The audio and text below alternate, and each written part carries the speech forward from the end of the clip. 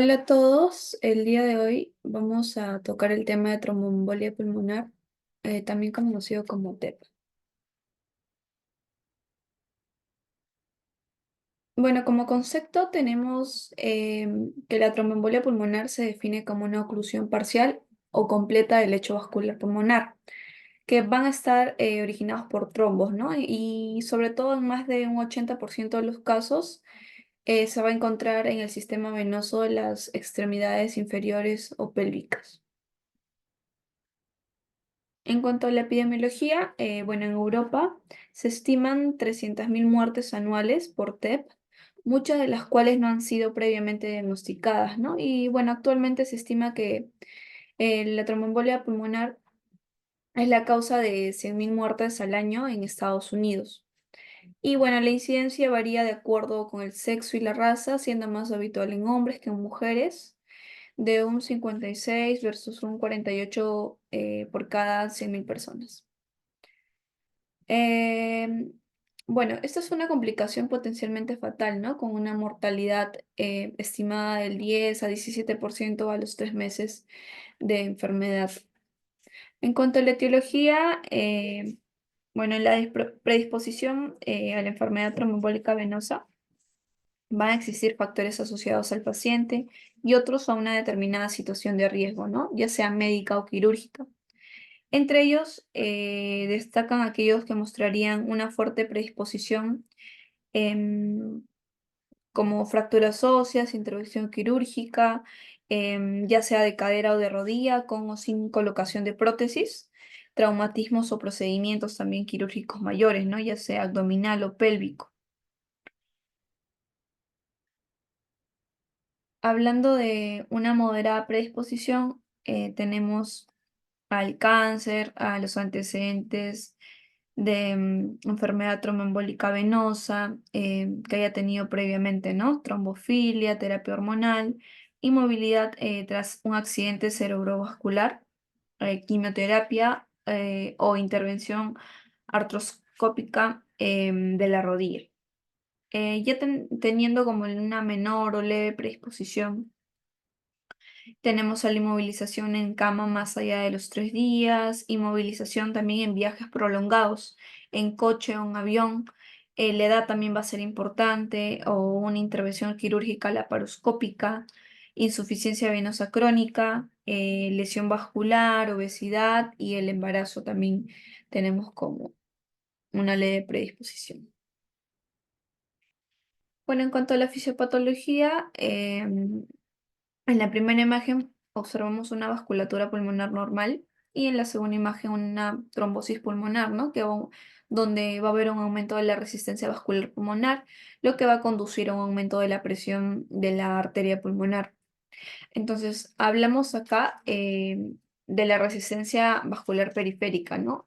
Va a tener un aumento brusco, lo que va a dar lugar a la dilatación del ventrículo derecho, lo que va a alterar las propiedades contráctiles del miocardio del ventrículo derecho, por el mecanismo de Frank Starling, que nos habla que cuanto mayor es la precarga ventricular, mayor es el volumen sistólico. Y bueno, en cuanto a la formación de los trombos, va a desempeñar un papel relevante en la participación de uno o más componentes de la tríada descrita por Bishop, ¿no? Que nos habla de hipercoagulabilidad, estasis venosa o cambios en la pared vascular. En cuanto al cuadro clínico, algunos suelen ser asintomáticos y si aparecen síntomas de instalación brusca, pueden ser, ¿no? La disnea con taquipnia, dolor pleurítico, hemoptisis, síncope. Y en ocasiones la sospecha clínica también proviene de manifestaciones referidas por hinchazón, dolor de la pantorrilla, tos, ortopnea, sibilancias o incluso de cuadros más sutiles como ansiedad o palpitaciones. Bueno, en cuanto a los exámenes complementarios, tenemos al EKG, que podríamos encontrar una onda T negativa o un bloqueo de la rama derecha, ¿no? En cuanto a la radiografía de tórax, podría mostrar atelectasias laminares, el signo de Westermarck, también donde se va a observar una reducción del flujo sanguíneo distal al vaso ocluido, ya sea local o general, ¿no? Em, y bueno, en cuanto al diagnóstico, la sospecha clínica inicial, el dímero D y la estratificación del riesgo son los tres ejes de actuación para ello, ¿no? Y la sintomatología clínica de presentación es muy variable e inespecífica. Entonces puede presentarse en forma aguda como crónica, ¿no? Y bueno, en la mayoría de los casos se sospecha de TEP en pacientes que presentan disnea, dolor torácico, presíncope o síncope o hemoptisis. En cuanto al dímero D, bueno, es un producto de degradación de la fibrina y su determinación va a presentar una elevada sensibilidad superior al 95% y sobre todo un excepcional valor predictivo negativo, ¿no? O sea, la probabilidad de que una persona con una prueba negativa no tenga la enfermedad, ¿no? Es decir, que esté realmente sano. Y bueno, en cuanto al dímero D, el valor por encima de 500 nanogramos por mililitro se va a considerar anómalo, ¿no? Es normal cuando va a ser inferior a esta cifra y en más del 95% de los casos va a permitir descartar un tromboembolismo pulmonar. En cuanto a la estratificación de riesgo, estas son reglas estandarizadas de predicción que se utilizan en las fases iniciales de sospecha de TEP y que van a permitir adquirir una serie de variables clínicas para la toma de decisiones. Y bueno, como herramienta pronóstica inicial se utiliza el PESI, ¿no? Y la fortaleza de ello va a residir sobre todo en que van a excluir a aquellos pacientes con riesgo elevado de mortalidad a los 30 días. Es decir, ¿no? Con tasas bajas de efectos adversos, siendo valorados por tanto como de bajo riesgo el PSI 1 y 2 y como posibles candidatos para un alta precoz o tratamientos domiciliarios. Por otro lado, también tenemos a la escala conocida, ¿no? La de Wells y la de Ginebra, que la combinación con el dímero D va a elevar sobre todo la precisión diagnóstica. En cuanto a la escala a la de PESI, van a tomar como parámetros a la edad, en años, al sexo masculino, al cáncer, a insuficiencia cardíaca, una enfermedad pulmonar crónica. Y en cuanto a los hallazgos clínicos, tenemos una frecuencia cardíaca mayor de 100 latidos por minuto, una presión arterial sistólica menor de 100 milímetros de mercurio, una frecuencia respiratoria mayor de 30 respiraciones por minuto, una temperatura menor de 36 grados centígrados y la alteración del estado mental también se va a tomar en cuenta y la saturación arterial del oxígeno, ¿no? Menor del 90%. Em, que nos va a dar como puntuación en categorías de riesgo, ¿no? Ya sea muy baja mortalidad a los 30 días, en clase 1, clase 2 bajo riesgo de mortalidad, el 3 moderado riesgo de mortalidad, el 4 ya como un alto riesgo de mortalidad y el 5 ya es muy alto riesgo de mortalidad con una puntuación mayor de 125. En cuanto a la escala de Wells y de Ginebra, bueno, se va a evaluar el TEP como primera probabilidad clínica, los signos de trombosis venosa profunda, ya sea, ¿no? Con hinchazón de pierna, dolor a la palpación, un TEP o trombosis venosa profunda previa, la frecuencia cardíaca mayor a 100 latidos por minuto, inmovilización mayor de 3 días o incluso una intervención quirúrgica en las 4 semanas previas, ¿no? También toman en cuenta el cáncer tratado 6 meses antes o en tratamiento paliativo, la hemoptisis y nos va a dar una probabilidad clínica, ¿no? Ya sea probable o improbable.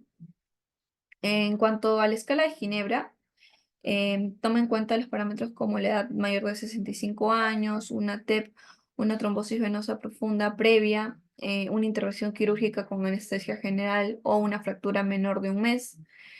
También el cáncer activo sólido o hematológico, ya sea también curado, menor de un año, dolor de extremidades inferiores unilateral, la hemoptisis, un PA2 de 60 a 71,2 milímetros de mercurio, una frecuencia cardíaca de 75 a 94 latidos por minuto y nos va a tomar como baja, intermedia o alta sospecha, ¿no? Hablando del tratamiento, bueno, el tratamiento anticoagulante inicial, sobre todo va a ser cuando un paciente va a presentar sospecha clínica de TEP.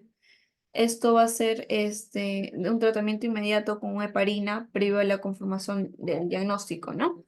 Y bueno, se ha utilizado la heparina no fraccionada como forma inicial de tratamiento. Sin embargo, en los últimos años se ha introducido las heparinas de bajo peso molecular. Y la dosis de la heparina no fraccionada inicial es de un pulso de 5.000 a 10.000 unidades, seguidas de una perfusión continua, ¿no? Con una dosis de 30.000 unidades cada 24 horas. Y esto va a corresponder a 18 unidades por kilo de peso y por hora, ¿no? La dosis se va a ajustar para mantener un tiempo parcial de tromboplastina en el rango terapéutico entre 1,5 a 2,5 veces. Bueno, en cuanto a la heparina de bajo peso molecular, tenemos la más utilizada, la enoxaparina, que se brinda de 1 miligramo por kilo de peso cada 12 horas o incluso cada 24 horas. También tenemos otras heparinas de bajo peso molecular, ¿no? Como la droparina, dalteparina, tinzaparina, bemiparina. Y el tratamiento de esto será de un mínimo de 5 días, seguido por tratamiento con anticoagulantes orales después.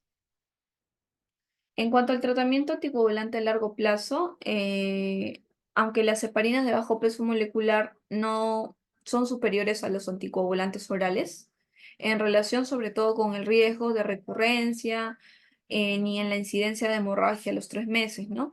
Las ventajas de esto es que no va a requerir controles periódicos de las pruebas de coagulación y también va a haber una menor interacción con alimentos o fármacos y la respuesta antitrombótica va a ser más uniforme, ¿no? Por eso se hace preferible el uso en el periodo inicial, ¿no? Hasta un máximo de 3 meses en cuanto a las heparinas de bajo peso molecular. Bueno, en cuanto a los pacientes con cáncer, tienen un mayor riesgo de enfermedad tromboembólica venosa, ¿no? O también de tromboembolismo pulmonar. Entonces, estos complejos tratamientos del cáncer y la presencia de comorbilidades también que cursan con una insuficiencia renal, ya sea con trombocitopenia u obesidad, pueden complicar este tratamiento, ¿no? Y por eso requieren modificaciones especiales. Pero el tratamiento de elección en este contexto es la heparina de bajo peso molecular, sobre todo siendo más efectiva en la prevención de recurrencias que los anticoagulantes de tipo warfarina. En cuanto a la duración del tratamiento anticoagulante, la duración óptima va a depender de la causa del tromboembolismo pulmonar. Entonces, en la práctica clínica, cuando existe una causa muy evidente y reversible, 3 meses de tratamiento son suficientes, ¿no? En los casos en que existe un factor protrombótico, se aconseja un tratamiento mínimo de 6 meses. Y ya cuando el riesgo es elevado y persiste en el tiempo, como el cáncer, anticuerpos antifosfolipídicos o un TEP recurrente también, debe mantenerse el tratamiento anticoagulante de forma indefinida, ¿no? Bueno, en cuanto al pronóstico,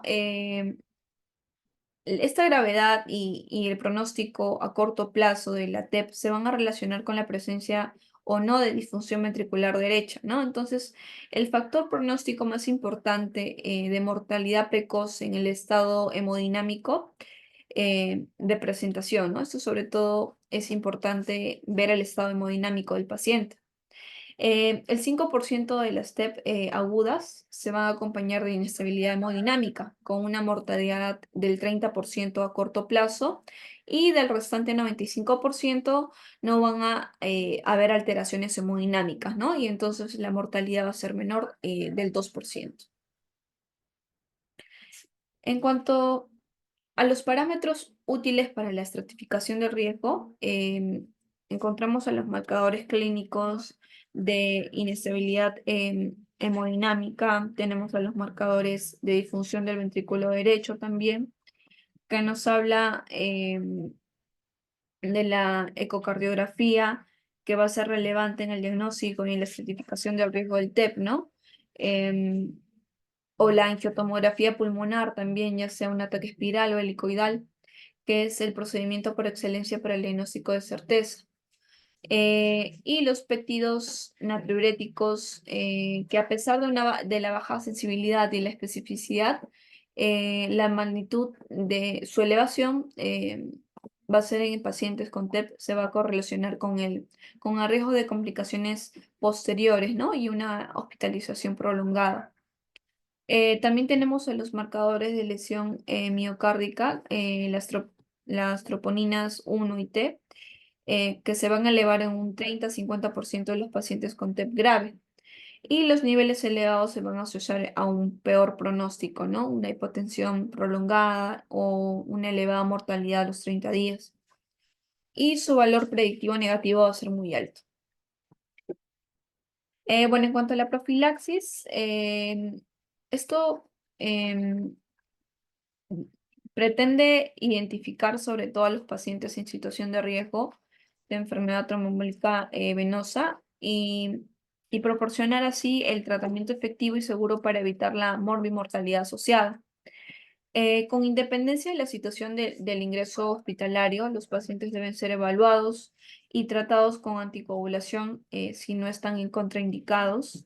Y bueno, en general, la terapéutica profiláctica se va a basar en la heparina de bajo peso molecular, ¿no? La enoxaparina de 1 miligramo por kilo de peso al día, y en medidas también para minimizar la inmovilización, como una deambulación temprana o también si el paciente ha de permanecer inmovilizado, se deberá prolongar esta profilaxis, ¿no? Hasta la movilización del paciente.